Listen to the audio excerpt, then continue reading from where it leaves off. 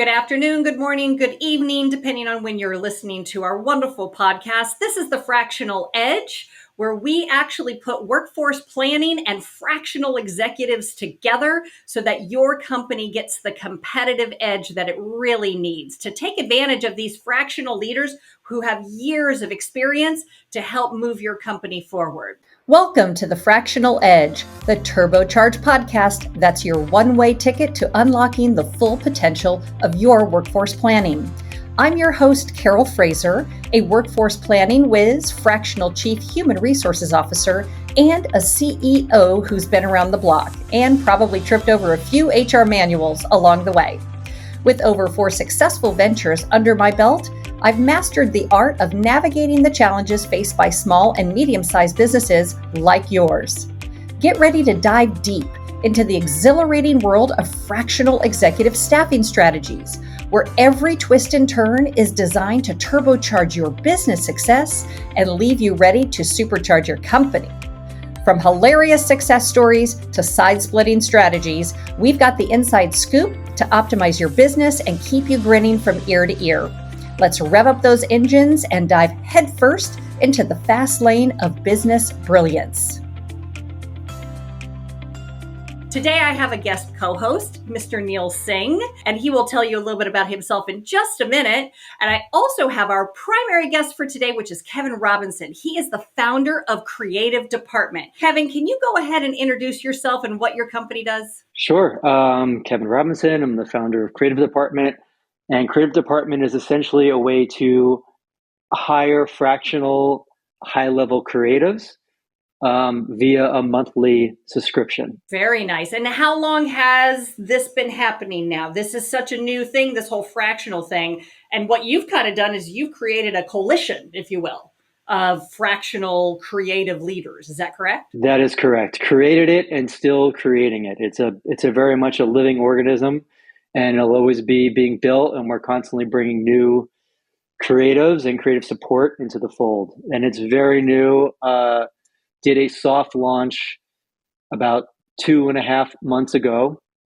I'm still calling it a soft launch in beta because we're learning and testing a lot of things, and there's a lot of main features that haven't been released yet, but we're moving. Very nice. So I'll just briefly, Neel is a fractional CMO. And Neel, introduce yourself a little bit and then any questions you might have for Kevin. Great to meet you, Kevin. Thanks for having me on again, Carol.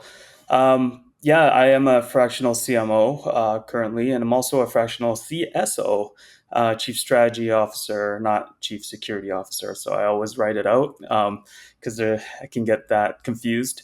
And I think at this point in my career, I do a lot of executive leadership, department building, operations.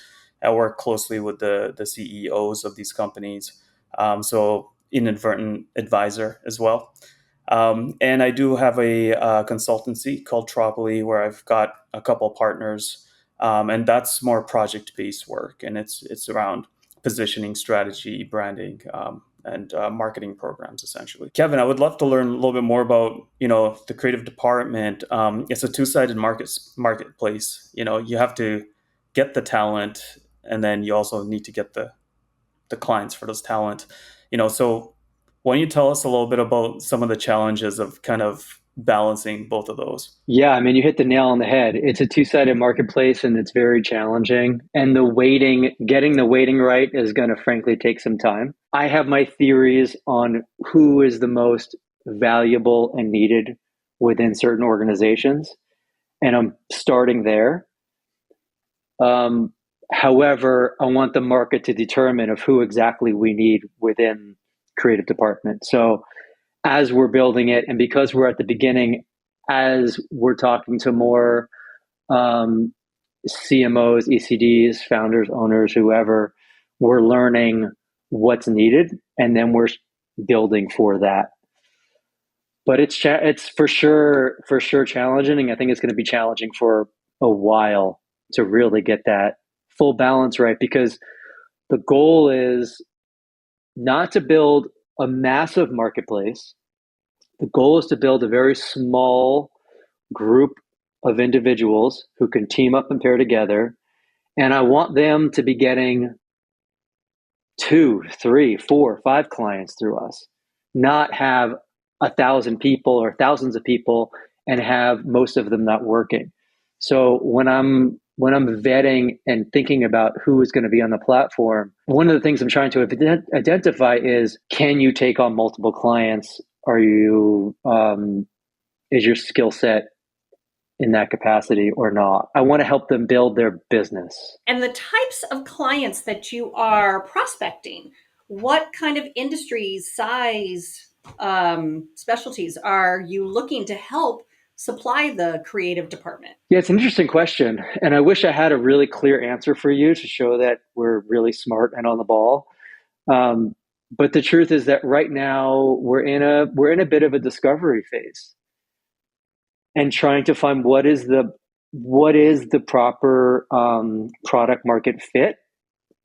Again, there's a lot of theories. We've had a lot of interest. There's been work brought through creative department. We're actively moving. Where is the traction in Series B style companies? Is it in Series C? Is it in studios? Is it in agencies? Is it in in-house agencies? And these are all questions that we're looking at and seeing where is the fit. And speaking to, we could make this real interesting, Neel. You're a fractional CMO, so one of the segments that we're reaching out towards is fractional CMOs, right? Because you understand the power of fractional work. Would having a fractional ECD sitting next to you be of interest? How does that factor into how you're managing your clients? Is that a resource? Is it not? And I'm an open book here, and the only way that we can all learn and grow. So please don't, if you have questions or want to challenge anything in the model, have at it, man. Let's go. I love it. Go ahead. Neel probably has a question too, so I'll let Neel go first. Through my experience, I used to be a graphic designer. I used to be a writer. I do have those skills that have served me very well. And I work with tons of different creatives. But I've also built departments where creative sits under. You gotta kind of an archetype of a marketing department that's got digital inbound, it's got content, it's got a creative team. That creative team tends to service brand, but also tends to service the sales team, the tech team, ends up being an in-house kind of shared service. Is that what you're trying to build essentially? The types of fractionals you're getting, is that the type of hole that you're trying to fill for companies? Or are you also looking at what you mentioned, ECDs, and maybe where creative has a bigger function within an organization? They might be a media company, they might be advertising. So I'm just trying to see, because creative could be used in so many different ways. I'm trying to see how you're pinpointing that. We're housing very high level CCOs, chief creative officers, ECDs, creative directors, writers, creative strategists, the typical marketing agency side of things, but also from the executional point of view of, okay, now that you have your creative, you have your concept, you have your ideas, it's backed by strategy, it's sold through. How do you execute on that? Well, we have creative directors on the studio side who will then help to bring that to a vision, and that includes animators, motion designers, 3D artists, people who are really good at toolkits and creating content across all 360 forms of media. So really, it's everything. Branding, we have really strong branding people. So it's a lot. And maybe that's part of the discovery of where do we fit in well. What I'm learning is that going in at a higher level has been successful, and then funneling the work out throughout the department. From a biz dev and sales strategy is, work can come from anywhere, and how do you then incentivize the network so that it brings in work for everybody? Because an editor might have a line to a client and they're doing great work, But now the editor realizes that this client actually needs strategy, or they need a social media expert who could help to take the cuts and form them into quick snippets to disseminate across whatever platform. So that can lead to work for other people on the platform. So it's kind of this headless org of all creatives. Yeah, you're kind of able to come in at any point or with any discipline, and then from there kind of expand and support more opportunities within creative. So you're not necessarily getting a client that says, I want to do social, but then when you take a look at them, you're like, happy to do your social, but probably should rebrand or probably should update your branding. Is it that you're just moving forward with the social, or are then you pausing them and going, I want to do your social, but your brand is stale? The goal isn't to upsell anybody and to sell other products or other people if they're not needed. I think if there's a shared need that have been identified from both parties, then the way that we're presenting is we have this person who's an expert in brand strategy. Maybe you guys should talk. And if they talk and actually there's a chemistry there, and it feels like there can be value there, then great. And there's also an idea of building teams. So there's basically going to be two sides of the marketplace. You can go and you can book and subscribe to your fractional creative director as an example, or you can a la carte your agency. So you can say, I am looking to create a new brand, and I need to create it in 6 weeks. Well, we have a go-to-market brand package that includes these people, and they can do a sprint for 6 weeks to get you all these assets that you need. And it's all transparent. You book this, you're going to get these people. So there's two sides of it. Like for you personally, what got you, what spurred you to launch this and, create this? We're in a fractional based podcast. It is getting traction, and, more and more people are talking about it and doing it. So, what spurred you to jump in and kind of run with it? When creative department was first a brainchild and not actually out in the world, it wasn't so much that I even thought about the term fractional of what that is. It was, I ran a studio hybrid agency for many, many years, for about 20 years. One of the things I realized was that it would be very hard to get senior level people and book them full time for their day rate, either because availabilities were tough to get. The market was very, very hot. It's not so much anymore, right? But the market was very, very hot. People are very expensive, and you're constantly competing against other agencies and studios to get this work, and you have that whole hold system and trying to get people on. So what I realized was that if you make a different kind of deal with someone and you say, look, I don't care when you do this. I know you're good at this. I know you're good at this skill, at this thing. You're great at coming up with concepts for clients. You're great at putting decks together. You're great at the strategy, or you're great at, animating this kind of a character, whatever it is that we need to get done. I trust you. Do you have any bandwidth that you could take this on nights, weekends? Is that interesting to you? And then others say, well, no, I'm strapped. I can't do it. Or I need a little bit of a break. Or, yeah, I'm looking to, let's go. I got room. I'm actually not that busy at my full-time job right now. I have nights and weekends. Let's go. And when we made that deal, the output would always be great. It would always be great, and it would cost less money and require less micromanagement because you're going to somebody who's an expert at that thing. And you've given them trust and autonomy to do it in the way that they like to do it. And when you have tools like Slack and all this stuff, it just got better and better. I mean, I've been doing this for years. before it was cool, before hybrid work was a thing, before the pandemic, before, and it was just like, let's do side hustle, make this your side hustle.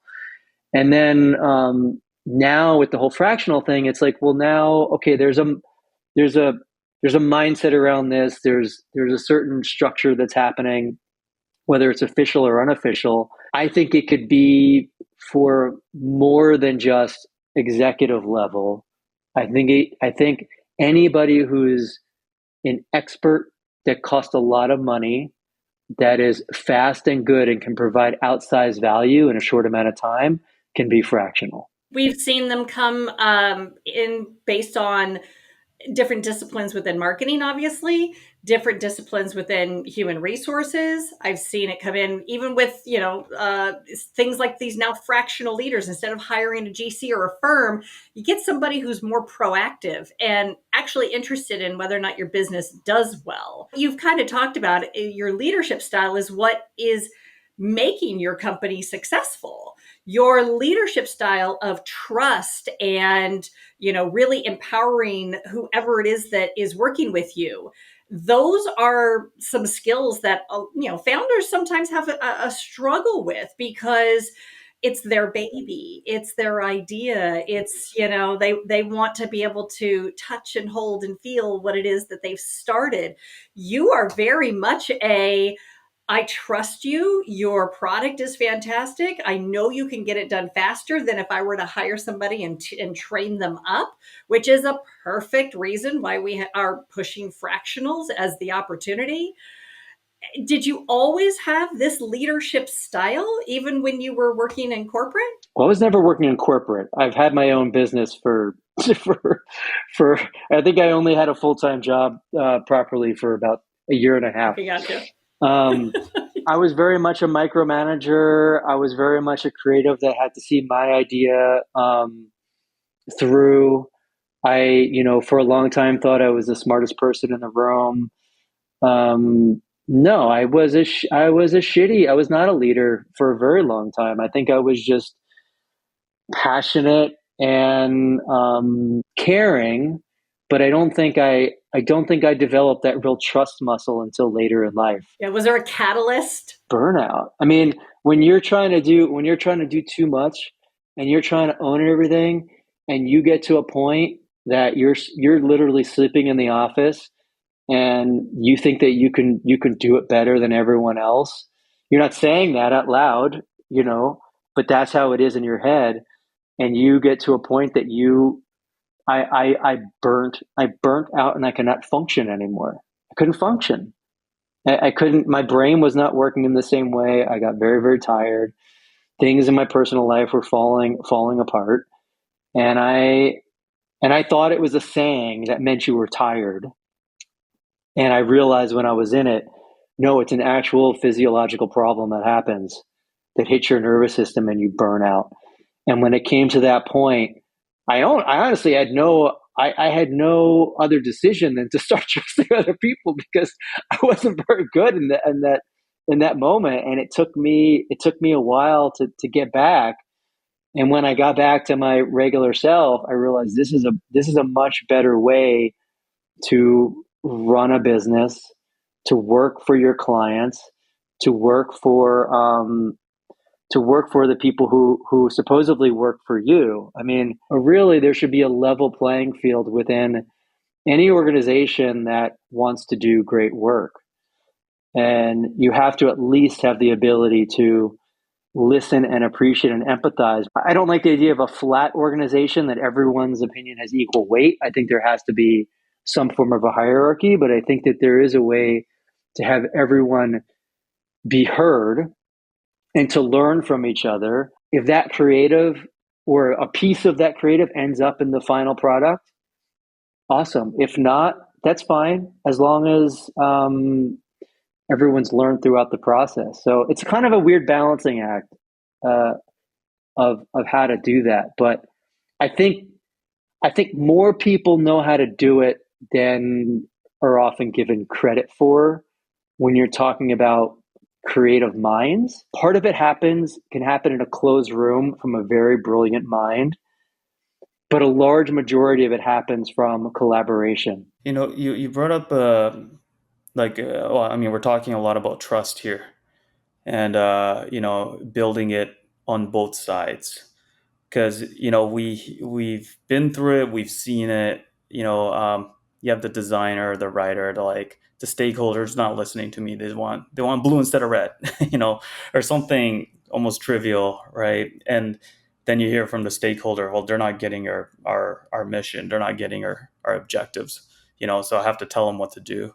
They're only using a tool that I can't use. They don't, they're not they're not delivering on what I want to deliver. So in my past experience, I've coached the most junior designer, most junior writer on how to pitch and how to use a brief. You don't use a brief to fill it out. You use a brief as a strategic tool and have a conversation around. Learn how to pitch with the goals that the stakeholder has in mind, and then how your creativity is solving those problems. And it was a big undertaking, but it was a mindset shift on both sides. Also on the stakeholder side, they started winning trust over, oh, they're actually trying to design and build things for the business and help solve some of these problems. And it started bridging a gap. And now you have a marketplace that needs to do this. I think if you don't know the designer, you don't know the creative, you don't know the writer, then the trust has to be built in between them. So and based on what you just told us as well, like, what would your advice be to both the creative and the business owner, or the entrepreneur or the stakeholder, on how to work together and build that trust? One of the things with creative department, and I'll get more specific to your question because it's not all about creative department. Like, I think, obviously a lot of these principles can be done outside of it, but I'm trying to build creative department as a brand, that there's a layer of trust there. Because in order to become a member of creative department, you're highly vetted. You've been recommended by multiple people. You've gone through a process. And so there's a base layer of trust there. I hate to be ageist the other way. Usually the advertising agency is ageist towards the older folk. But in this case, I go the other direction. And I think that it's very difficult to build trust if you haven't had that experience. Part of what I'm looking at is having that experience, to having been that young junior designer, and being stressed out about why does he want blue instead of red. Instead, finding the people that say, well, I understand your question. You're asking for blue instead of red. Why are you asking for blue? Oh, it's because you want to feel more, because you feel like red isn't corporate enough for you. Got it. Well, let's address that question, right? Like, those are the people that I want on the platform, that can get down to the core and root of it. Is it, there'll be mistakes made, of course. Trust is never attained if you're going to try to prove yourself and prove that you're right.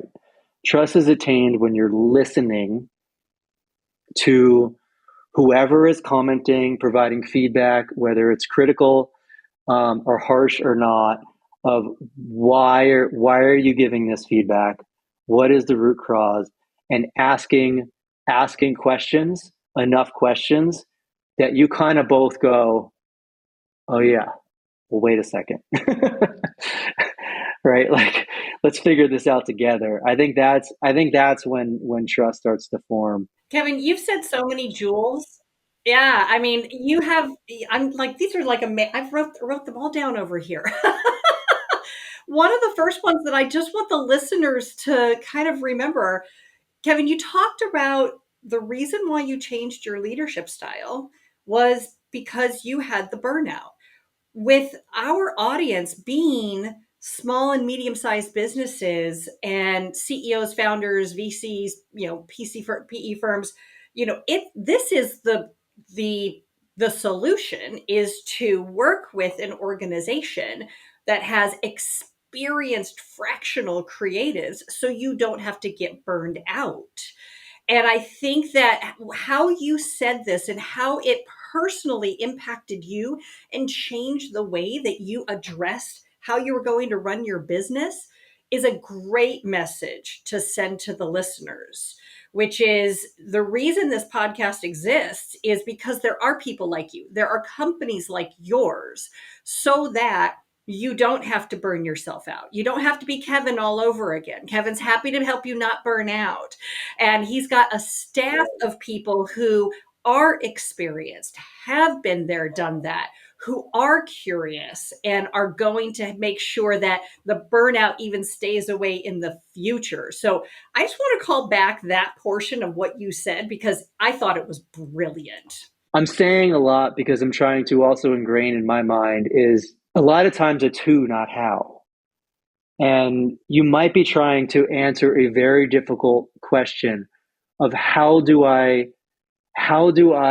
get my brand to attain this next level of greatness? How do I rebrand? How do I make a new strategy? How do I attack this problem differently?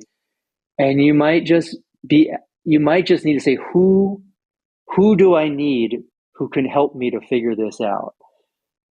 And oftentimes then you run into a challenge. You go, okay, well, I know I need somebody. I don't exactly know who I need and I don't know how to find them. So you end up going to recruiters.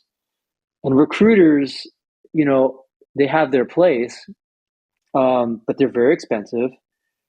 And they kind of hold this sounds harsh, but like hold strong ties to that person. And if you now want to hire them full time, it's 35%, or there's all these crazy deals in place. If you're trying to find a freelancer who is at a high quality, where do you go? Well, you can go and you can search on LinkedIn, but everybody's on LinkedIn. You're going to the global marketplace for everybody. Okay, well, I can go there. That person's there somewhere. Or you can go to, places like Fiverr. But Fiverr's for it solves a lot of things. They're obviously a successful company. But it solves for, your lower end tier kind of person. And a lot of higher end people will not find themselves dead on Fiverr. I mean, no fucking way. So where do you go? And I'm trying to build a place that says, okay, this is where you go, at least for the creative talent. And I think there's opportunity for this to happen. I mean, there's places for CMOs, right? There's what's that company? Is it called Fractional CMO? There's a marketplace for fractional CMOs. Yeah, there's a few out there. Yeah, so there's these things are starting to pop up, and I think there's going to be more and more. So yeah, I'd say to go back to your point about burnout and stress and not putting it all on yourself. There's ways to leverage the great minds out there and the talent at a not such a high with so much friction and a high cost to entry that you would think when you're using fractional. Yeah, I want to parlay from that real quick because what you're talking about as somebody who is a workforce planning expert, this is a whole other way of considering an entire job family.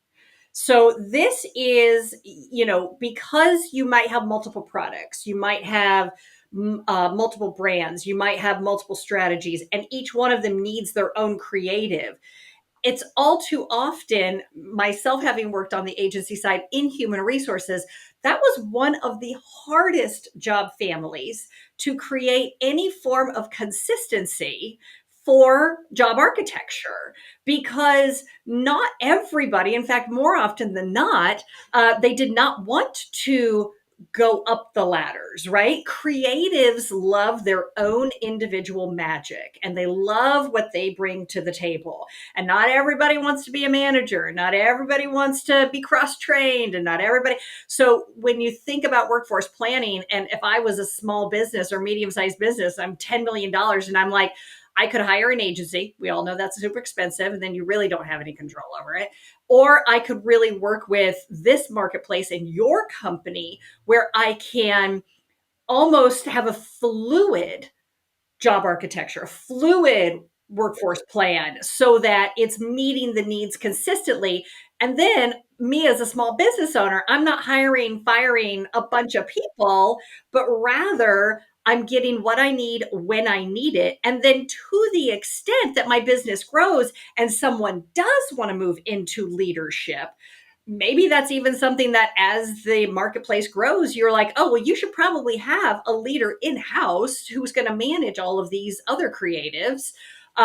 Because maybe that maybe they can't afford an ECD, even fractional, right? So I just think about the fact my brain right now is just blowing up because here I am thinking about my little structures and my reports, and I'm thinking, this is great because creative has always been my Achilles heel. Yeah, that's exactly it. You nailed the thing. When you have a creative team, you do your reviews, whether they're quarterly, annually, monthly. What are you measuring them on, right? And you got like quantitative KPIs for salespeople and certain marketing people. You got, but when you're doing, creative, I think a big part of that is just do you trust them or not? How do you quantify that, right? And then and part of it is like, is it quality? Is it timely delivery? Are they, is there an internal CSAT score for them with the stakeholders they work with? So I've been there, but I'm sure you have too, Kevin and Carol. Like, you just when you're trying to, do they deserve a raise? Yes. Why? And it's a little bit more tricky, right, when you get to that side of it. Man, if we could solve for that problem, you open up $1 billion industry because it's so tough, right? I mean, that's why there's so much less brand marketing right now because you can't put that measurement against it. So it all becomes performance marketing, and that's got its own challenges and problems. But yeah, I mean, when it comes down to the individual, it's very difficult to measure. I mean, a large portion of it is about, is the relationship workable or not? Is there are they fast to react? Are they stubborn? Are they stubborn or not? Are they giving you options and variations? Do they have a point of view that tends to align with the brand ethos? Like, these are all these like soft, immeasurable skills. And then if the creative, yeah, and then like when you put it out in the market, well, if it didn't perform or not, is it the creative? Is it the strategy? Is it the media buy? I mean, there's so many factors that go into it. I don't know how you do that.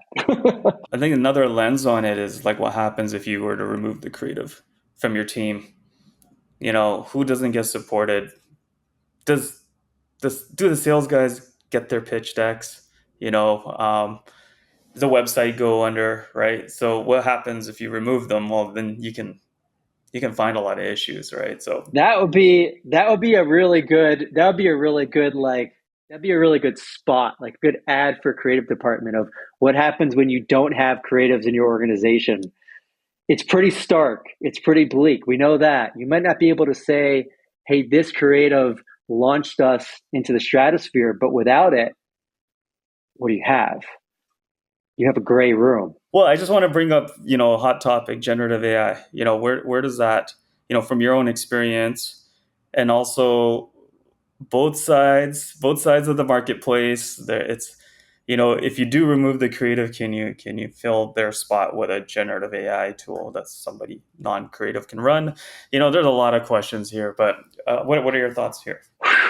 So should we make a whole new podcast just for this? Would love to. I love technology. I think where generative AI is going is extremely exciting. I think it's inevitable at this point. And there's a lot of positives around it. There's also a lot of negatives around it when it comes to IP and licensing and whose work is it.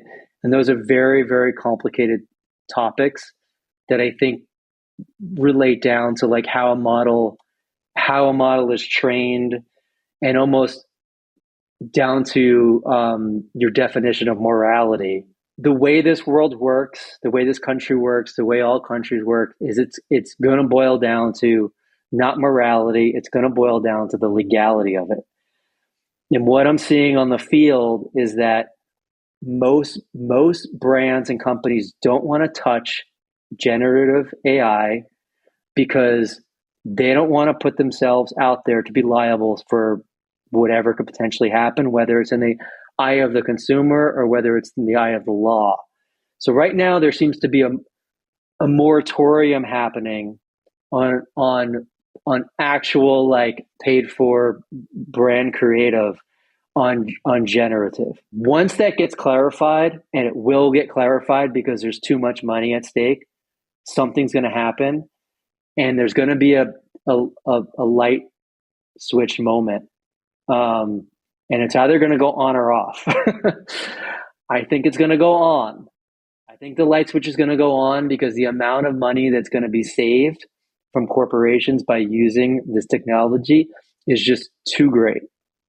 It's just too great. And there's going to be more massive destruction that happens in the marketplace. Moving down this road, putting morality aside, what do you do then if you're in the creative field? And the meme that's happening out there is, well, you have to be the creative to use the tools that makes you more powerful. And I am in that camp. And I see this as a massive opportunity for talented creatives to leverage these tools in a way that they could essentially be as strong as a company of, and I'm just throwing a number out there, of 30 people, that if you know how to leverage these tools to your advantage, you could now be that powerful because you have your OpenAI over here, you got your generative stuff here, you're able to input this data and that data, and you can create outsized results. I still think it's going to take a team, but I think that the team is going to get much, much smaller, and the cycles per revolution is going to get way, way faster. I would be more concerned if I was a company of 50 than if I'm a person of one who is down and ready to play with this stuff. It sounds like you're not afraid of it. And that's kind of, refreshing. I think that at least you've actually taken a stance on what you hope it goes towards, because many people right now are just a little so uncertain and so I don't want to say afraid, but just, uncertain is probably the best word, that they just don't know how they're going to implement it, standardize it, be able to, as you said, Neel, if you are using generative AI, how am I going to assess you? It's going to have a ripple effect on many aspects that I don't think people are recognizing right now.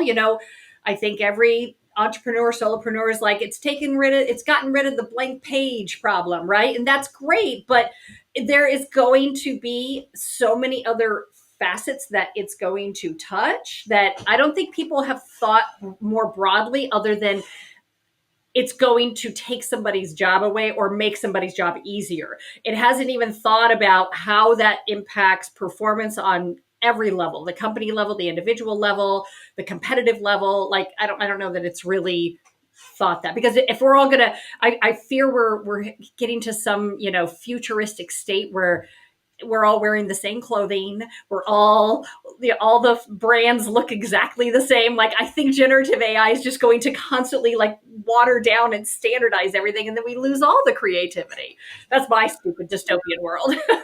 Yeah, well, I mean, I've spoken to a lot of brand leaders who are at major corporations, and one of the things that they're smart enough to realize is that there's a sea of sameness coming, right? There's always been a sea of sameness. There's always been trends, and the people that really make a stamp on culture are the ones that break out of trends. The trend that's coming is a wave of the likes we've never seen before, but it's still based on the same principles of generally everyone's going to be using these tools in pretty thoughtless manners. So how do you break out from that? Well, you need strong creative. You need people who know how to use and leverage the tools in ways that just don't become every other post on fucking TikTok. Gary Vaynerchuk talks about this a lot, of the attention economy. And once you have a thing it becomes background noise. You still have to break through the clutter, and you have to get people's attention. Is that going to mean that a lot of people are going to fall by the wayside? Yeah. I mean, unfortunately, there's certain parts of the industry I would not want to be in right now. If you shot anything on green screen ever, you know about rotoscoping, right? Used to be, there were rotoscope artists who were fairly high paid in the United States. Well, then that work got commoditized and it went overseas, and then you got India, and a bunch of people in India rotoscoped. Now it's AI. That's a very easy point for people to understand. Right now, you have to be very careful about being specialist in a technical skill, because a technical skill is going to be figured out very, very, very quickly. And the scary part is well, okay, yeah, I guess that's kind of obvious. What happens to the strategic mind? If you could start putting things into ChatGPT and training them on all the strategy that's ever existed, for Nike over the years, and now you can say, how do I apply that to my brand? I don't know. I don't think anyone knows where this fully goes. But I think the way consumer trends tend to happen is new opportunities open up.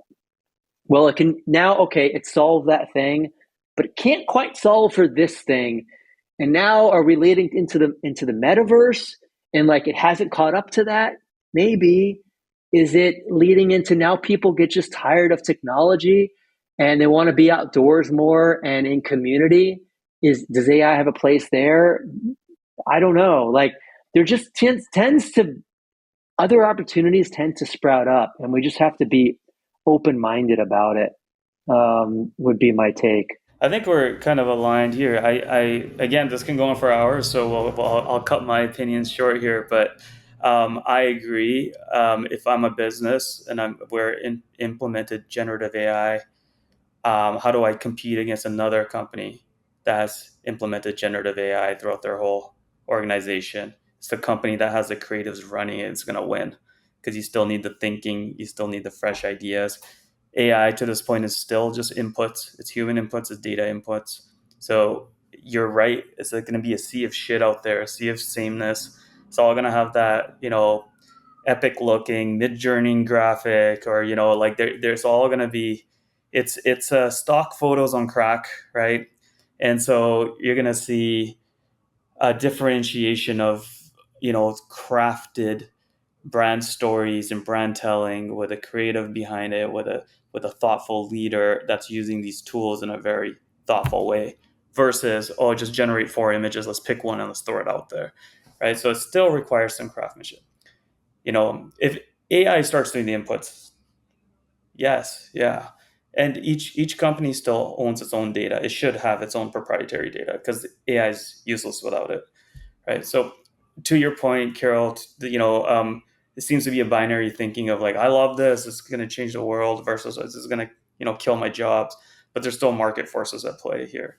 That's gonna help shape this from a legal standpoint, competitive standpoint. Yeah, and the answer always seems to be somewhere in the middle. And it has to be, this is just, you all are helping us make the point that fractional is really what is going to be that strategic component. Whatever it is that you choose to use technology for, you still need the thinker. You need somebody to come in with the discernment and the curiosity to make sure that you're differentiating. And that's really where people with, 10, 20, 30 years of experience are going to be able to come in and be like, all right, let's look at this from these 5 different lenses based on my years of experience.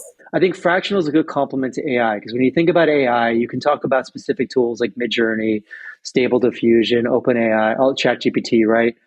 But what it really means is nimbleness and speed, and a smaller footprint. And when you think about it like that, well, fractional makes sense in that you might not be able to afford or have the ability to have a full person with you all the time. And that person also is stronger if they're working for multiple companies and getting their inputs from various sources. So I think the two things actually combine really, really well. This has been an amazing conversation. So Kevin, what is one question that you wish that we had asked you that we didn't? The one question is, Neel, where you sit as a fractional CMO, I would like to hear a question from you that pushes against the need for creative department, or a question of how it would fit into a challenge that you're currently having. Certain organizations are used to full-time leaders. They're used to a full-time CMO, a full-time CRO, CTO. As a CMO that's fractional and entering a highly skilled leadership team, how do you make the case that you're going to provide the value, the value that's required as quasi part-timer, Like, how can a leadership team that's high performing rely on you knowing that you're not going to be there 24/7 or, 40 hours a week or whatever is normal in that organization? So how do you overcome that? I think it's about lowering the risk of saying, you might be right. A fractional CMO or a fractional creative director, CCO might not be right for your organization, but the cost of entry to try it is actually very low. And a couple months isn't going to change anything. You can test it out, right? Which you can't do if you are going through the whole process of hiring a full-time CMO. It's a big decision. There's multiple rounds. It's a lot weighing on it. But if you take the fractional approach, it's just a little easier. And then let's see. If I haven't proven myself, then you're right. Maybe it's not the right fit. But if I have, then it's a real win-win situation here. Well, I want to thank both of you for being on our episode today of the Fractional Edge podcast. And tell us, Kevin, how can people find you? They can go to my LinkedIn, Kevin Robinson, or this is Kevin Robinson, Creative Department. I normally spell it DEPT.